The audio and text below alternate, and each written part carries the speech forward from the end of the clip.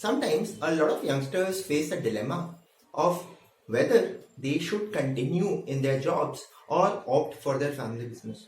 And I've had these conversations with dozens of individuals who call me from different parts of the country: Surat, Patiala, Udaipur, Lucknow, Patna. That, sir, I am, let's say, doing well as a chartered accountant, employed in a big four firm in industry, or I'm struggling in my CA exams or my MBA exams.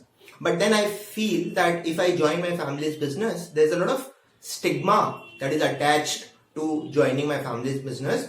And then will my boss become my dad? And will my dad actually listen to me? So friends, that's a very big dilemma: job or family business. So people who do not have business, let's say their fathers were also in job, were much more luckier because they didn't have this mental contradiction. There was this job, in spite of how difficult it was or how good it was, that's what they have to focus on. But then there are a lot of these individuals who are staying in a Bangalore, in a Pune, in a Bombay, and let's say they have their family businesses in Kolkata, and there is a pull that please come back, join the family business.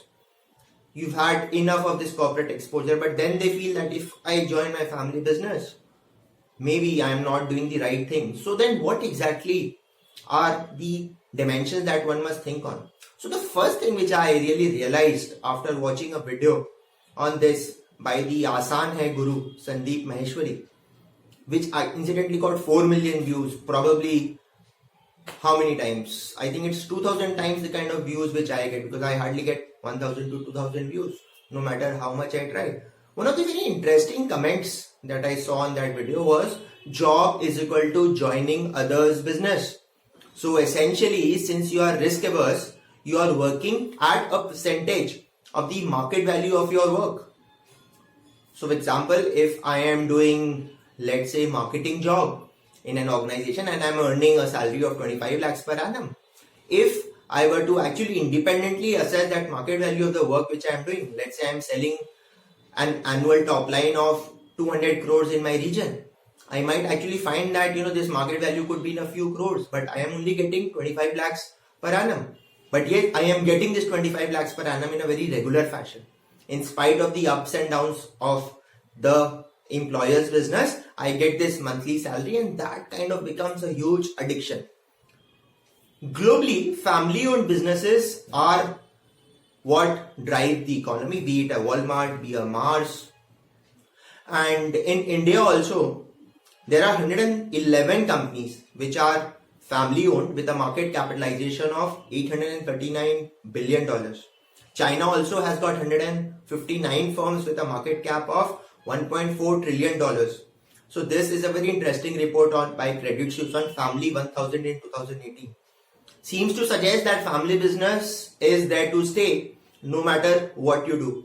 In that case, one of the questions that youngsters face is that my family business also has to be viewed with relation to the scalability. So for example, if I am running a traditional Kirana store, a mom and pop store, can I actually scale it? In that case, will it not be wiser to actually have an independent professional life of my own? So that is one thing. So can you actually scale your business to the next level? Because otherwise, if it is a very, very traditional business, let's say, which was based on non-compliance with taxes, kacha wala business, which they say, now with GST and the tightening of the belt around the income tax acts, will that business continue to survive? That is something that you'll have to see. The other thing is also complicated family structures. I am there, I have qualified as a professional, I can get a job. My younger brother has not studied, so he's in the family business. Fair enough. Or Papa and Mausaji are together in the business. Now they have got 2 sons. Do I get in? Do I have a chance for myself? So this is a very complicated structure. Joint family business, Papa, Chacha, Tauji. Now how do I fit in and find my space under the sun? Yes, complicated family structures can dissuade a lot of people from joining their family businesses. And then the family business might be very traditional. That typical Bada Bazaar Gaddi system. And here you have a corporate life with swanky offices. You travel in business class, in flights, stay in 5-star hotels. Oh my God, that's a very different world altogether. Although it's just an illusion.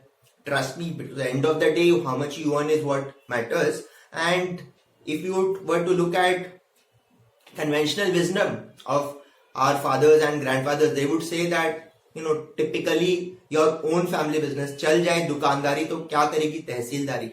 So if you can actually run your own family business well, diligently, you can actually take it to the next level, and that satisfaction is beyond all things. Now another question that comes is, sir, should I work for a few years and then join my family business? But then the challenge there is that work experience of 2 years or 3 years that you get relevant to your family business at large? So for example, if I'm working in transfer pricing in a KPMG, and now I want to rejoin my family business which is into wholesale distribution of haldi, so then how does that reconcile? Yes, I will learn things like negotiating with people and ability to impact people and lose my inhibitions towards a lot of things, because working under a boss actually makes you shed a lot of egos. So another full form of job is jail of boss. Now jobs are essentially very very boss dependent. If you got a good boss, it is still fine, but if it is like a boss who's ensured that life should be hell for you, you've had it. So that is one thing, that relevance of work experience has to be viewed. So for example, if you want to join a family owned business into textiles, it is good to join an Arvind Textiles, right, or a Future Lifestyle Retail, so that you can actually get a feel of how the large corporates are doing the same business which your parents are doing in a small setup. Another advantage with a family owned business vis-a-vis job is the location stability. So most of the jobs today want you to keep traveling. Let's say if you join an FMCG, they pay you through the nose, but they want you to be in a sales office for 2 years and then in a factory, then move to the corporate office and then move on to a project site and then maybe an international stint. For the ones who are more on the emotional need side, that they want to stay near their papa, chacha, bua, mosi, family owned businesses, you can essentially have your own destination, as you can choose your own work location. You can keep traveling a lot, but then yes. And then another dimension also is the visibility of contribution. So I might want to join my family business, but then I have my impending marriage, and at the time of the marriage, it's very it makes headline that this boy has got 15 lakhs per annum package. But then if I'm joining my family business on a consolidated level, we are earning 1 crore per annum, but that is my father, my chacha's 2 sons, Tauji, and then one more partner. In that case, the visibility of contribution can be quite a challenge. However, the way out there is to actually start your own independent branch out into something related, diversify, either forward integrate or backward integrate, and try to prove your own place under the sun.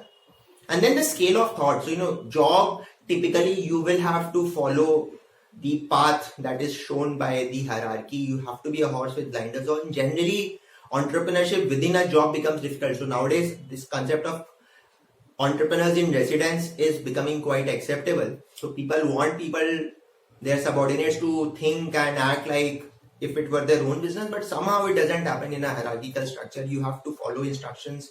Even if you were to think that something is wrong, but you have to follow it because the hierarchy wants it. In a business, you can actually take those independent calls. You will win some battles, you will lose some of them, but then their satisfaction is very, very different.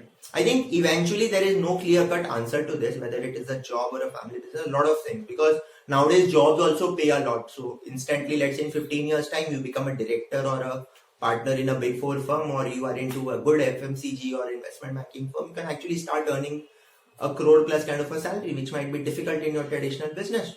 So in that case, you might then want to wind up that business or leave it to professional run thing. But then remember, job also is joining other person's business.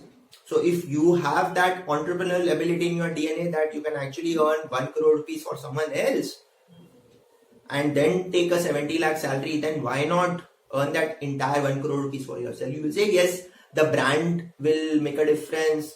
I get to work as a big 4. I might not get that in my individual capacity, 100%. But then if you've got that metal in you, maybe one good thing would be to actually experiment with the entrepreneurial journey. It might as well turn out to be very rewarding. And then if it doesn't, you might as well want to go back into your job. So friends, that's it for me. And if you've liked this video, please share it with your near and dear ones. Needless to say, if you've liked this video, that's going to send an indicator to the Google algorithm that it is good, and maybe it's going to cross this 1000, 2000 views, 52-week high. I mean, kind of getting stuck in it, I really contemplate whether I should continue making these videos. Is it really impacting a lot of people? Because on my side, I'm spending a lot of time researching and preparing this and the lighting and the editing, but then it's not really rewarding that much. But still, I'll continue to do my bit at least for some more time. Thank you so much. Bye bye. All the best.